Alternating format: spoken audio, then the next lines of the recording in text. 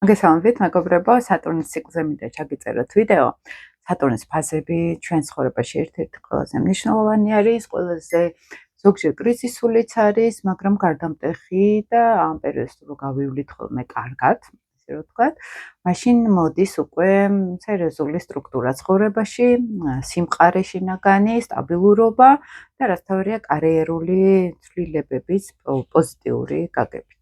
სატურნი ჩვენთან ასტროლოგიაში ეს არის ფსიქოლოგიურ დონეზე რო ვთქვათ, შინაგანი ბავშვის შობელი, ესე რომ ვთქვათ, რომელიც სადღაც გთხოვს წესებს, სადღაც გსჯის, სადღაც სირცხვილის გრძნობას გვიჩნდება მერენენელა და სადღაც გვინდა ინტეგრირება სოციუმში, ჩვენი პასუხისგებლობა გქონდეს, ჩვენი ავტორიტეტი გქონდეს და ჩვენი სადღაც ესეთ სახელის დავიმკვიდროთ ცხოვრებაში.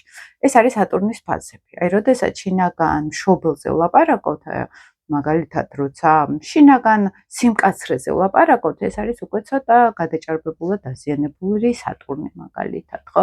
ადამიანი, რომელიც ცხოვრობს სიმძიმის შეგრძნებით, რომ ცხოვრება რთული არის, ცხოვრება ნეგატიური არის, უფრო მეტად წარუმატებლობა არის მის ცხოვრებაში, ეს სატურნის ენერგია არის. როგორც წესი, სატურნი რაღაცას გთხოვს, ოღონდ მაინც ვერ ხვდებით ხოლმე რას გთხოვს. სადღაც სატურნის ასაკში ვერ გადავტეხეთ, აი ის, რასაც გთხოვდა სამყარო, მოდით ესე ვთქვათ და უფრო სიღრმისეულად რო შევხედოთ ჩვენი შინაგანი სატურნული ენერგია, შინაგანი მშობელი. ეს არის უფრო ფსიქოლოგიური გაგება სატურნული ენერგიის, შიდა სიმკაცრე, შიდა სტრუქტურა. სადღაც შეიძლება ვერ აიღეს პასუხისგებლობები გარემომ, შეიძლება პირიქით გადაჭარბებულად მოგვახვიეს თავზე.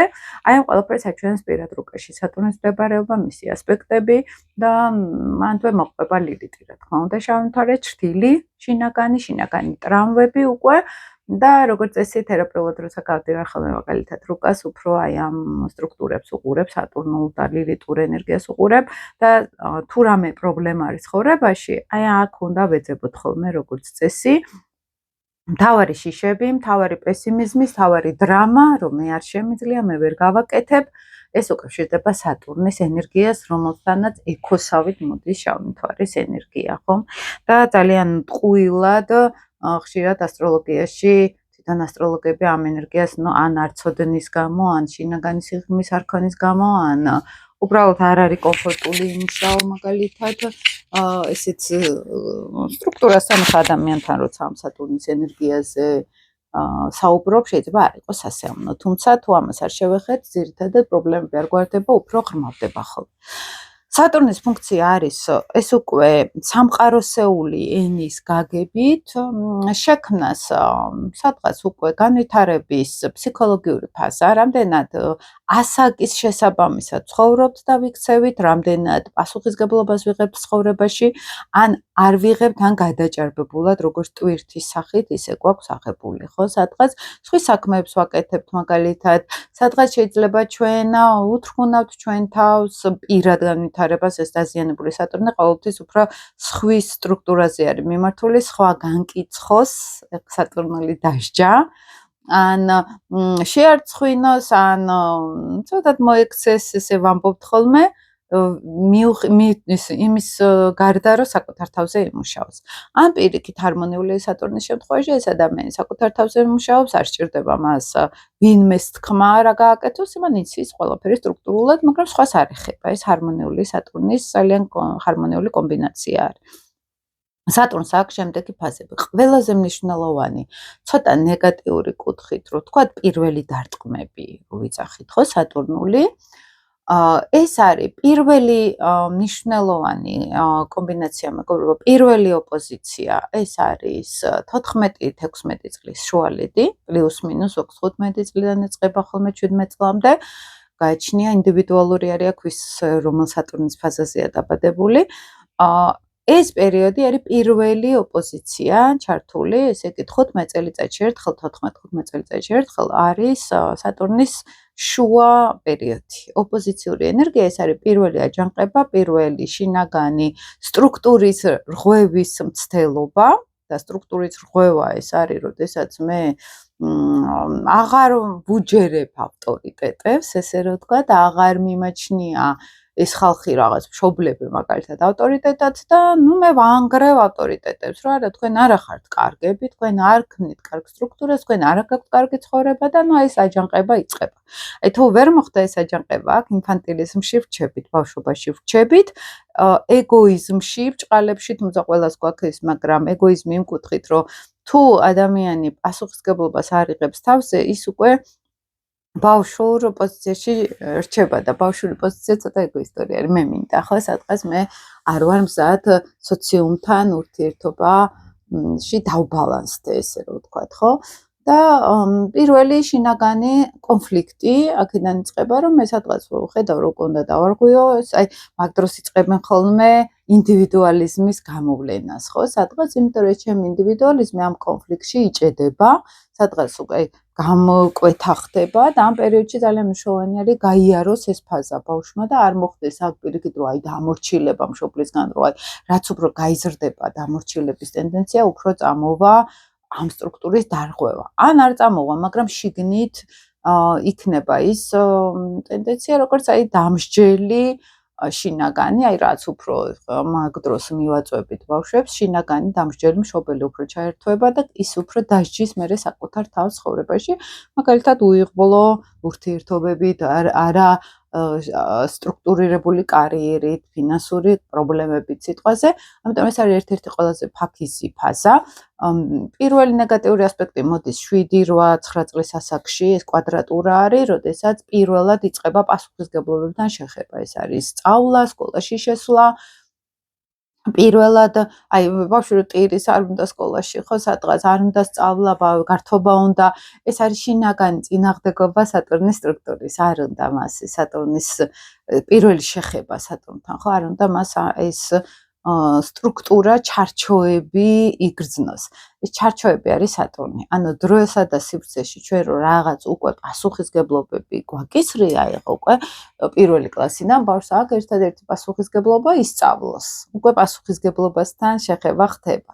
და ეს მაინც არ არის ხოლმე სასურველი ყველასთვის. ანუ როცა ბავშვი აი თან არიან ხოლმე ესეთი ხუთოსანი ბავშვები, რომ მიდიან ძალიან მოწესრიგებულად. ეს კიდე უარესი არის, ეს არის მეორე კუთხით ცოტა კომუნისტს რო ეძახით სატურნის ახსნაში, ხო?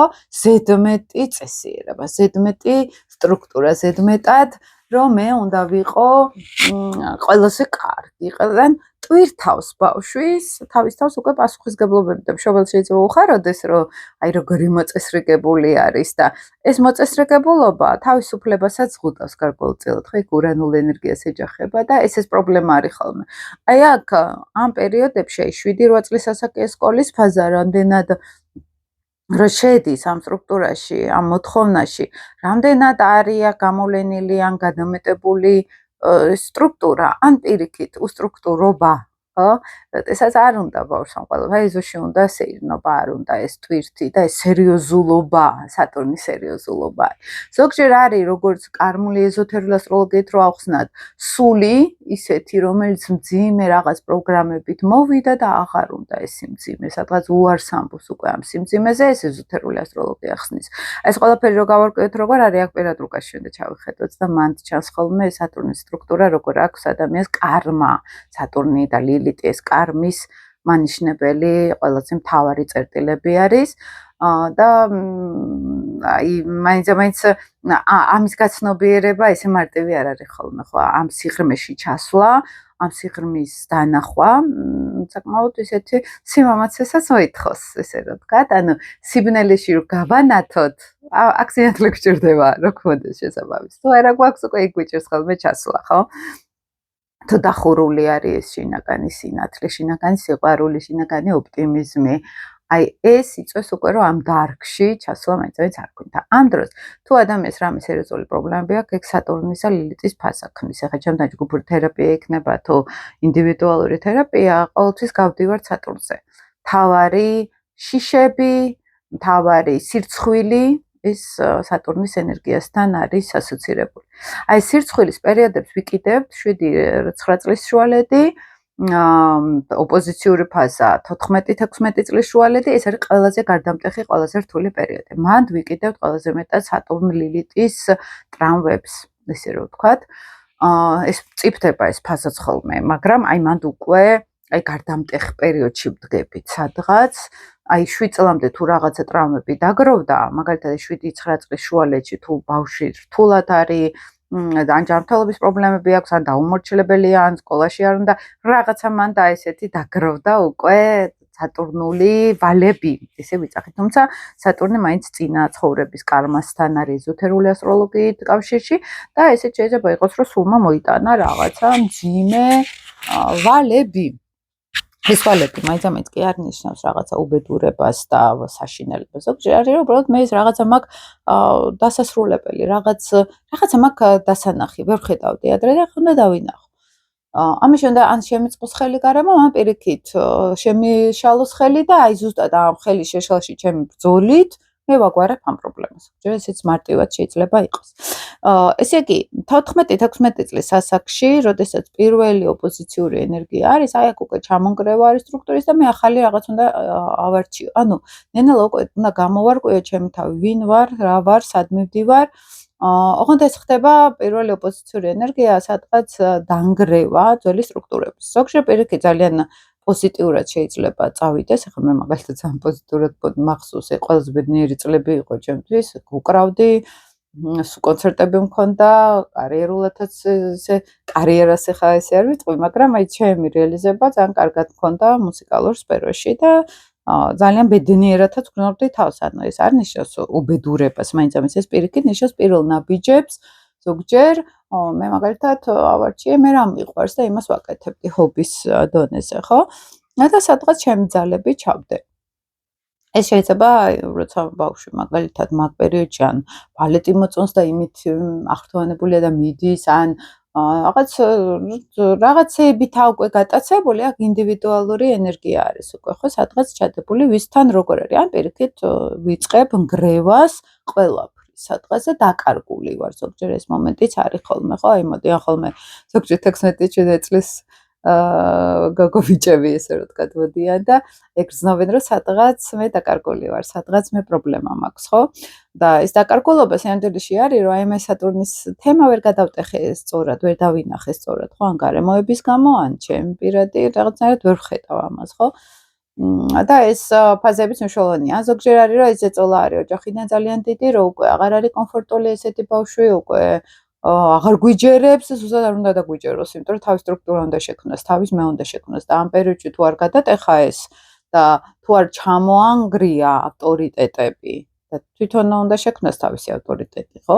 და თუ ეს ფაზა არ არის მიღწეული, დამორჩილდა, ეს არის ინფანტილიზმი, მერე ეს არის პასუხისმგებლობის არქონა, ან მერე არის რომ მე დაკარგული ვარ სადღაც, მე ბავშვობაში ვარ ჩარჩენილი, მე მიამიტი ვარ, გულუყვილო ვარ, ან გაბრაზებული ვარ ყველაზე, ანუ აქ მიდის ფსიქოლოგიური, მე ხა სულ ასტროლოგიურად გიხსნით, მაგრამ ფსიქოლოგიაში ეს ფაზები არის აღწერილი.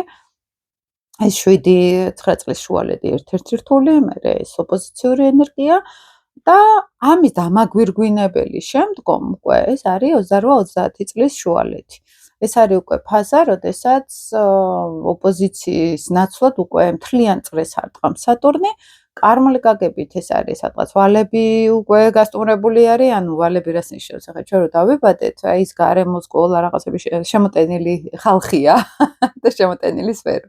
აი 30 წლის ასაკში პირველად ვეჯახებით ჩვენ უკვე პირად, აი იმას ბავშვობა დამთავრდა, ეხლა უკვე ზრდასრულობა დაიწყო.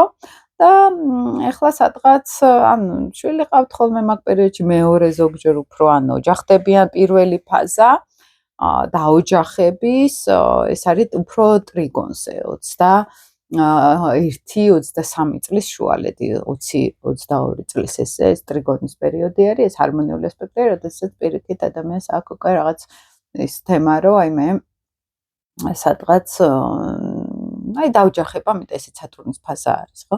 მაგრამ დაბრუნების პერიოდში აი აქ არის ძალიან მნიშვნელოვანი გარდატეხა, რისთვისაც ჩაგიწერეთ ახლა ეს ვიდეო.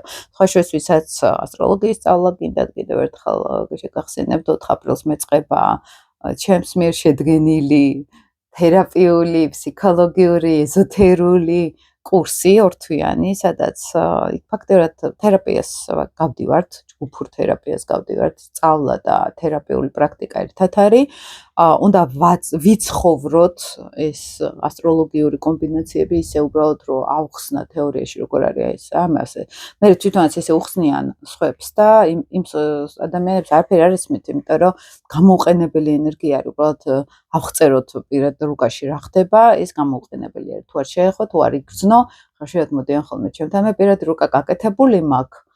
და გონიათ რომ აი რო გააკეთეს პირადი რუკა მორჩა ეს არის დაფიქსირებული თემა და ინტერპრეტაცია არის ძალიან მნიშვნელოვანი ზოგს აქვს მაგალითად სამედიცინო კუთხით ინტერპრეტაცია ზოგს კარმული კუთხით ზოგს ფსიქოლოგიური ეგ ადამიანს უკვე ვინ როგორ უყურებს ამ რუკას ხო ხა შეიძლება ძალიან ბევრი ასტროლოგთან ვიყოთ და ყველამ სხვადასხვა კითხვას ის არის წაკითხვა ვინ როგორ კითხულობს და ფსიქოლოგიურ ასტროლოგიას მე უყურებ როგორც თანამედროვე ასტროლოგიას საერთოდ, უკვე გამოსადეგ ასტროლოგიას, პრაქტიკულ ასტროლოგიას, როგორც შეგვიძლია ჩვენ თვითრეფლექსიაში გამოვიყენოთ, საკუთარ ტრაუმებს შევხვდეთ და ავირიდოთ თავიდან ძალიან ბევრი პრობლემა, ან დავაჩქაროთ ჩვენი განვითარება, ხო, ვიდრე რომ მოდის ადამიანი 50 წლის და ნეტა ეს ყველაფერი გამეგო 30 წლის ასაკშიო, რომ მოდის ახლა 25 წლის გოგო, ვეუბნები რომ შენ უკვე არ დაკარგა 30 წელს შეიძლება დაკარგო 2 წელი სადღაც გაცნობიერებაში, ხო? ანუ ეს სერიოზული დროის და ენერგიის დაზოგვა არის უკვე თანამედროვე ასტროლოგიასთან რო გვაქვს შეხება და არა ახლა წავიკითხო უკა, ხო? ახლა ვენერა აქ გყავს და შენ სიყვარული ესეთი იქნება და რაღაცები, ხო? ეს აბსოლუტურად გამოსადეგარი ინფორმაცია არის, მეც ვიყავი ადრე ესეთ ასტროლოგიურ კონსულტაციებზე და რომ მივხვდი რომ არ მუშაობდა, მაგიტომ წავედი და სხვა ასტროლოგია ვისწავლე და სხვა. ამიტომ რეალურად მე როგორც უყურებ რუკას, მე როგორ კონსულტაციებსაც ვატარებ, აი ესეთი სასწავლო კურსი მაქვს და მნიშვნელოვანი არის კიდევ ისაც ასტროლოგია გაინტერესებთ, რომ აი სატურნის ფაზები ძირითადი, ამის მიღმა არის ტრანზიტები. როდესაც ხა მაქვს ხოლმე პერიოდულად ტრანზიტებზე ლექციები, ჯგუფური ტრენინგები, სადაც გავდივართ უშუალოდ ვაჩვენო ხა ადამიანს სხვადასხვა პროგნოზირების მეთოდები. და მანდაც ხშირად ვამბობ, რომ მნიშვნელოვანი არის სატურნის ფაზები. ახლა ვის არიან ზოდიაქოდი ვერძები, მაგალითად, ხო, ან სასწორები მათთან, სატურნი აქტიური არის უკვე ახლა, ხო, შეიძლება გქონდეთ, ან შეზღუდვების შეგრძნება, ან ბოლო, ან სერიოზული შანსი რაღაცა გამოასწორო, ან პასუხისგებლობები აიკიდო რაღაც, ხო, ან სირთულეები შემოვიდეს, ვისთან როგორ, ვინც ახლა სატურნის ენერგიას არ ამუშავებს, იმათ უფრო მეტი პრობლემები შეიძლება გქონდეთ. და აი ეს დაბრუნების ფაზა არის რატო გარდამტეხი მეგობრებო, აქ უკვე დიდები ვართ, აქ ვერავს აღარ შევდენით პასუხისგებლობას. კაი, ხა 15-16 წლის ასაკში პატარები ვიყავით, ხო? და კი იწყება ჯანყი, მაგრამ საფუძველი არ აქვს, შენ ჯერ სტრუქტურა არ აქვს შექმნილი, ხო? სატურნს ასაკი ჭირდება, დრო ჭირდება.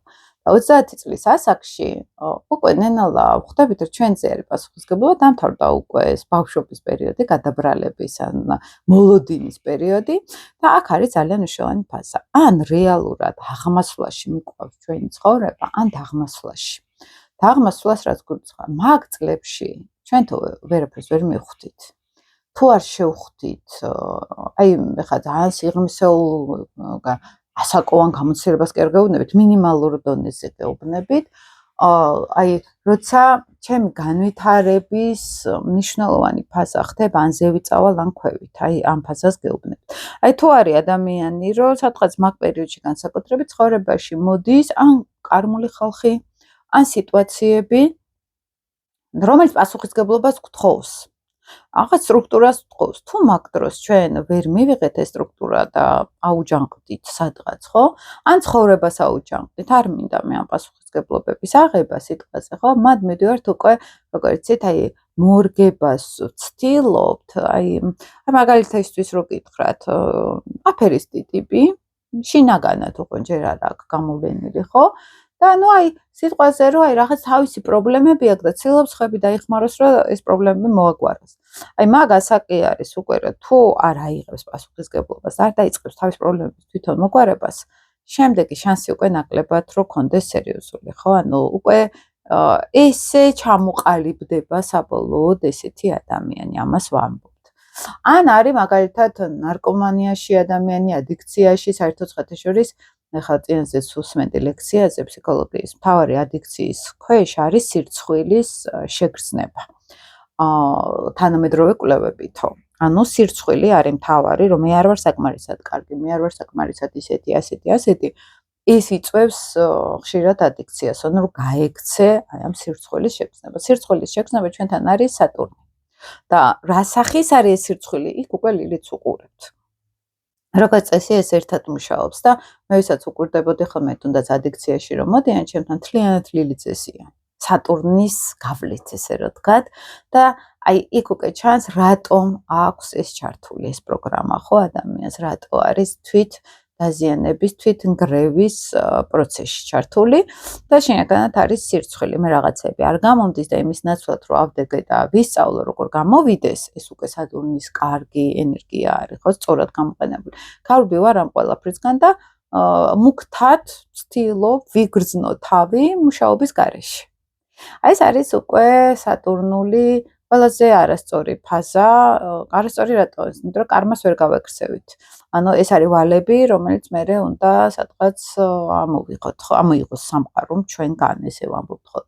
აი ზუსტად 30 წლის ასაკი 28-დან 30-მდე მაგ პერიოდში უკვე იწყებს ადამიანი კარგი კუთხით თუ ვითარდება.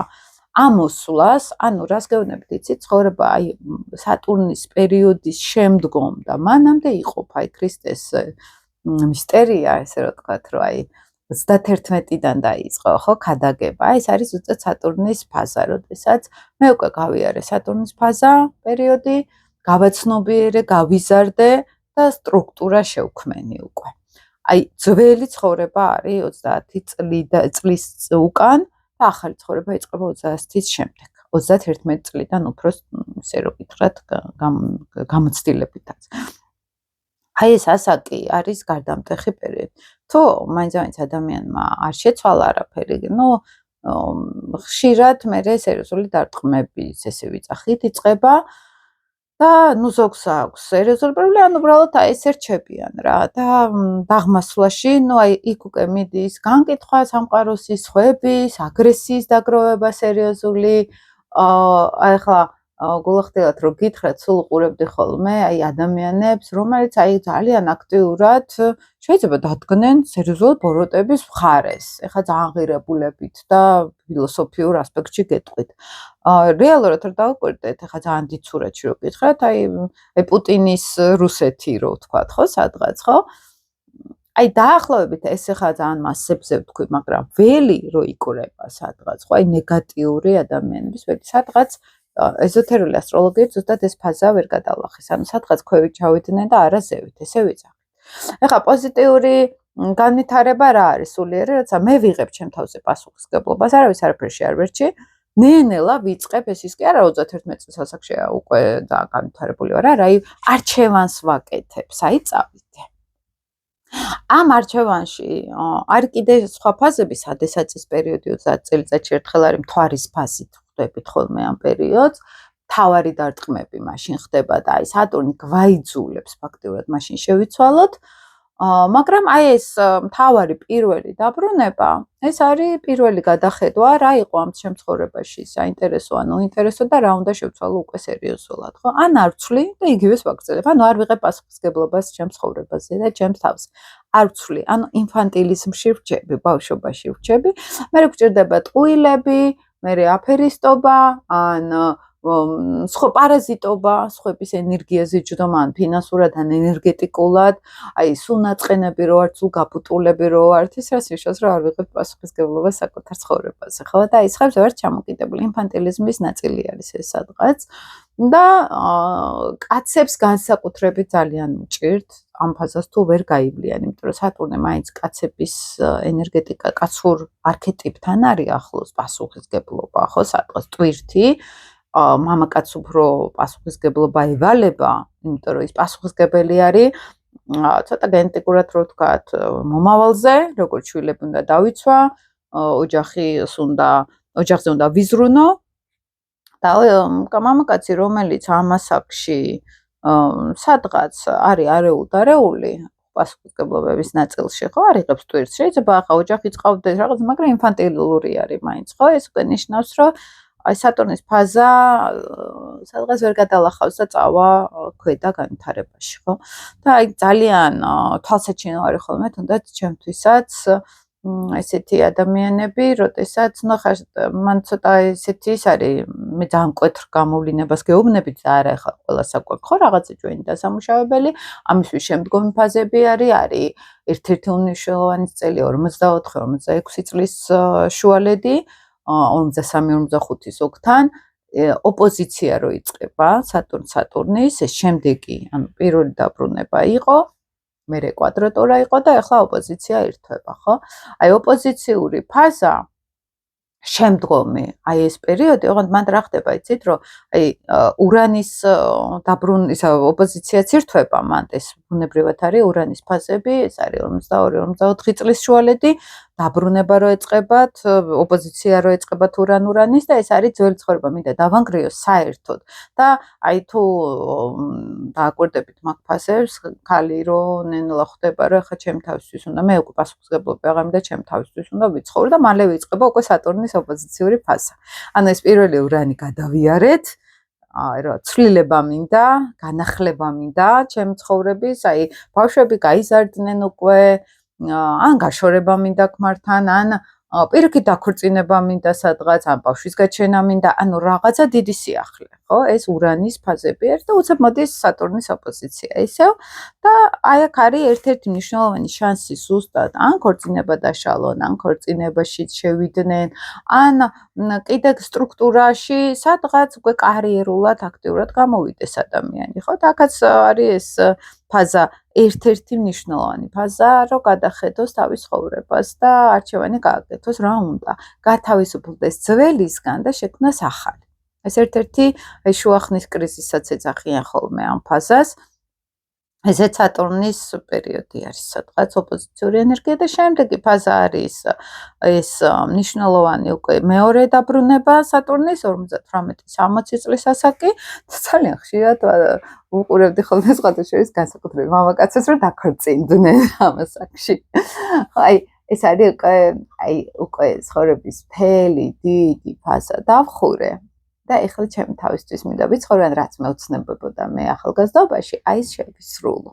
აი ეს ფაზა არის ხოლმე ქალების შემთხვევაშიც უკვე ნენელა, ну იმ ქალებს გულისხმობ, რომელიც ახალგაზრდობას ინარჩუნებენ, თავის თავს იზრუნავენ, სადღაც თანამედროვეობაში ვინც არის, ხო და არა მსხვერპლი ქალები, ის ფსიქოტიპი, შეწირული დედები, შეწირული მეუღლესი და აი მე ამ ფაზებში მოდის უბრალოდ გაცნობიერება, რომ ვის შევეწირე, რატო შევეწირე, ან კაი ახლა გავიარეთ, ახლა ჩემი თავისთვის მინდა ვიცხოვრო, ხო? სადღაც აი ეს ფაზა შემოდის მაგ ასაკში და ერთ-ერთი ყველაზე მნიშვნელოვანი ასაკი არის ხოლმე, როგორც წესი, ხო? ეს არის ცოტა გამიგრძელდა ისევ, მაგრამ ეს არის სატურნის მნიშვნელოვანი გაკვეთილების პერიოდი. საჭირო არის ამ ასაკთან ყურადღებით ყოფნა, მეგობრებო.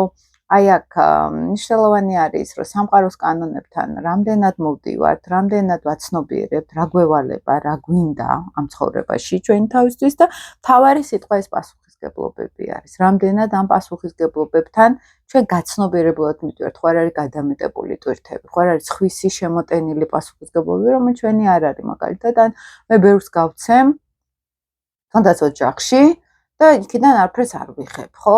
აი ეს ტიპიური სატურნილიტის ღერძი არის, სადაც მე ხდება აი მთლიანად გამოცარიელება ენერგეტიკულად, იმიტომ რომ აი სატურნს რა აქვს, იცით, რომ აი მე სულ დებ აქ ენერგიას და სანაცვლოდ რას ვიხებ? სამართლიანობასთან რომ მივდივართ, ხო, სატურნის ენერგიასთან. და აქაც აი მთელი აი ეს ყველაფერი, ახლა რასაც საუბრობთ, აქ სატურნილიც უყურებთ ყოველთვის, სატურნის ასპექტები, სატურნის სახლი და თერაპიულად ამაზე ვმუშაობთ როგორც წესი, იმიტომ რომ თავარი ღერძი, ხერხემალი ეს სატურნის ენერგია არის, რაზე არის დაშენებული მთელი სხეული და ორგანიზმი, ხო?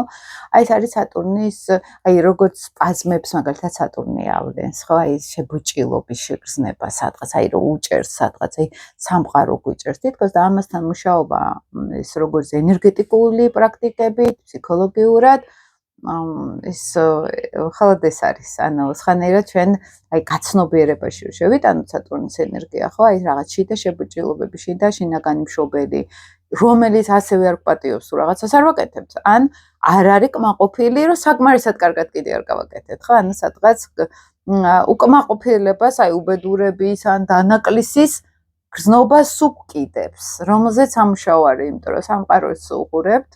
სამყარო არის ისეთ, როგორც არის ჩვენი აღქმები და ჩვენი განცდები არის აქ, რომელიც ქმნის რეალობას და ამ აღქმებთან სატურნის ენერგიას რო უყურებთ, ზოგჯერ გადამეტებულიც არის. ეს შინაგანი მშობელი, რაღაც საკმარისად კარგად არ გააკეთე, საკმარისი იღბალი ვერ მიიღე, საკმარისად ბევრი შრომის ჩადება გინდა.